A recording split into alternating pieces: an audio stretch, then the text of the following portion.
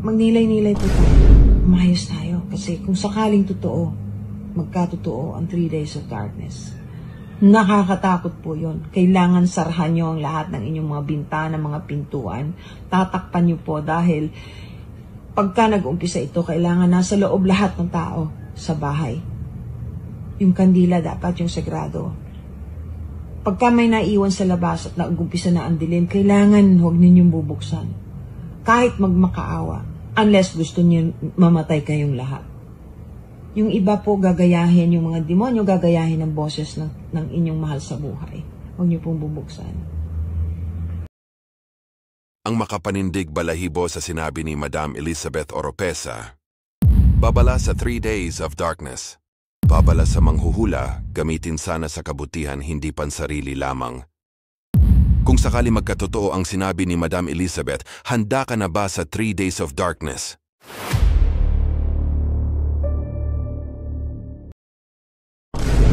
Hello po sa inyo lahat.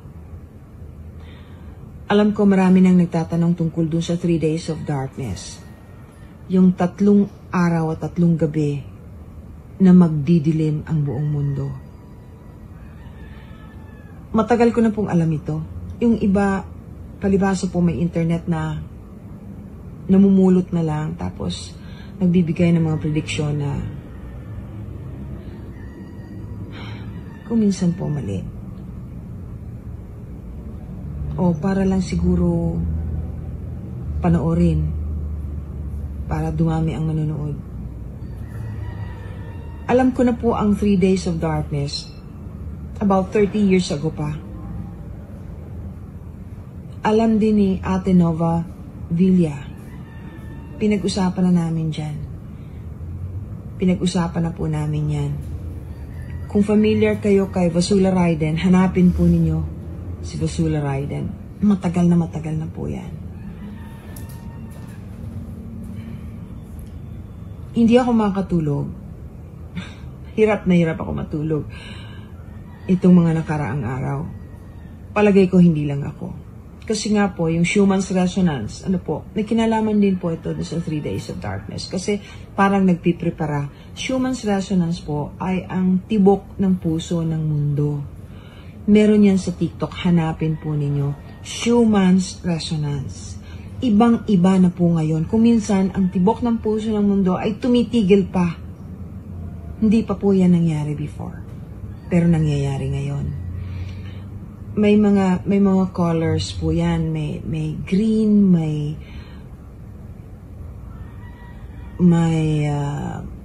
a little bit of yellow, may red, of course, badyong red, pero yung white masyado ng erratic, nasa taas po yun, ang lalaki ng movement.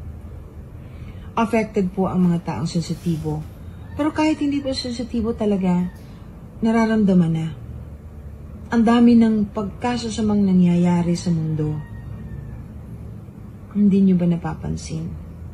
Hindi lang dito. Hindi lang sa atin. Kaya maghanda-handa po tayo.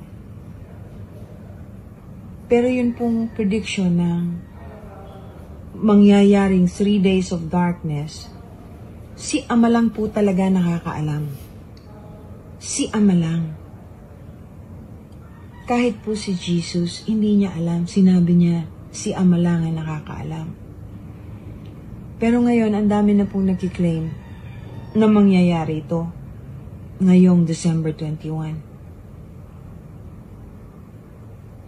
Magkakaroon ng napakalalang solar storm. Kung sa bagay, nangyayari na yung solar storm ngayon, po. Pagkatapos unti-unting magdidilim ang mundo.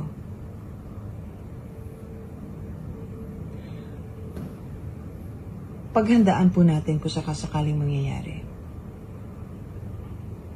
Ngayon pa lang, kung maari na kayong lumapit sa Panginoon, humingi ng tawad, gumawa ng paraan para maging matuwid, para maligtas, gawin na po ninyo. Ang kinalulungkot kasi ng langit, kaya magdidilim, ay dahil labis-labis na ang kasamaan. pagka may namamatay, ipinagbubunyi. Katulad po ng nangyari kay Charlie Kirk. Regardless of whether you like what he's saying or not, ibig ko pong sabihin, hindi dapat ipagbunyi ang pagkamatay ng isang tao kahit hindi ninyo gusto ang kanyang sinasabi, kahit hindi ninyo siya kapartido. Ang pagkamatay, pagka minurder ang isang tao, ay dapat huwag ipagbunyi. Maraming ganyan ngayon. Parang wala ng Diyos. Masyado ng makasarili at ang kapangyarihang ginagamit nila, actually, hindi nila alam, ay galing sa mga negative forces, evil forces. Yan pong 3 days of darkness, kung matutuloy, tingin ko hindi pa po. Pero dapat nakahanda pa rin. Dapat po meron kayong kandilang sagrado. Kasi lahat po ng kuryente, lahat ng, kahit solar, hindi aandar. Maghanda po kayo ng maraming tubig, posporo. Magpa-bless kayo ng kandila. Yung mga may sakit o meron mga iniinom na gamot araw-araw, maintenance po ba? Bumili na kayo ng marami-rami. Kasi pag nangyari yan, magkakagulo talaga. Magsasara lahat. Magkakaroon ng looting. Kasi kahit na 3 araw lamang ang magiging madilim, mga pangyayaring hindi maiiwasan na hindi maganda ay magaganap. Kaya yung mga importanteng bagay para sa inyo, katulad nga po ng gamot, bumili na kayo. Pagkain at saka tubig. Magkakaroon po yan ng mga riots, looting, at saka sasamantalahin ng mga sasama. Papasukin ng mga bahay-bahay.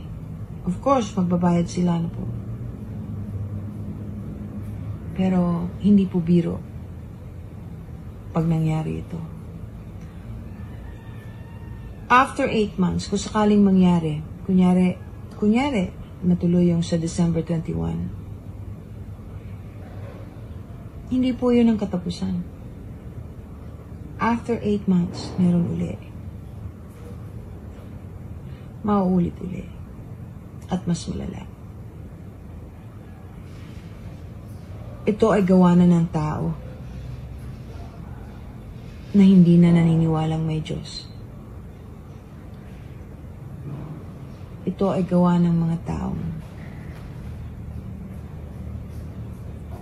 wala ng empathy. Paano hindi magagalit ang langit? Sumobra na ang pagkaganib natin. Wala ng satisfaction. Tayo po ay naging masyadong maging makamaterial.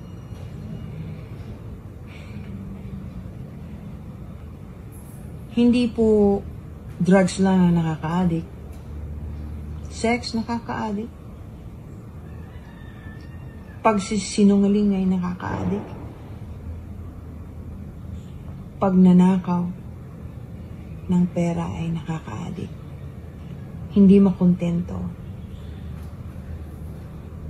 Kailangan pagkarami-raming pera, hindi nyo naman madadala. Yung mga hindi naniniwala na may kaluluwa ang tao, yung mga hindi naniniwala na may impyerno at may demonyo, paano kung totoo? Paano kayo? Di bali sana kung parang kulungan lang yan na matatapos ang sentensya. Eh yung mga ganyan, eternity. Magdudusa kayo. Magnilay-nilay po tayo. Umayos tayo. Kasi kung sakaling totoo, magkatotoo ang 3 days of darkness. Nakakatakot po yun. Kailangan sarahan nyo ang lahat ng inyong mga bintana, mga pintuan. Tatakpan nyo po dahil pagka nag-umpisa ito, kailangan nasa loob lahat ng tao sa bahay. Yung kandila dapat yung sagrado. Pagka may naiwan sa labas at nag-umpisa na ang dilim, kailangan huwag ninyong bubuksan. Kahit magmakaawa. Unless gusto niyo mamatay kayong lahat. Yung iba po gagayahin, yung mga demonyo gagayahin ng boses ng inyong mahal sa buhay. Huwag niyo pong bubuksan.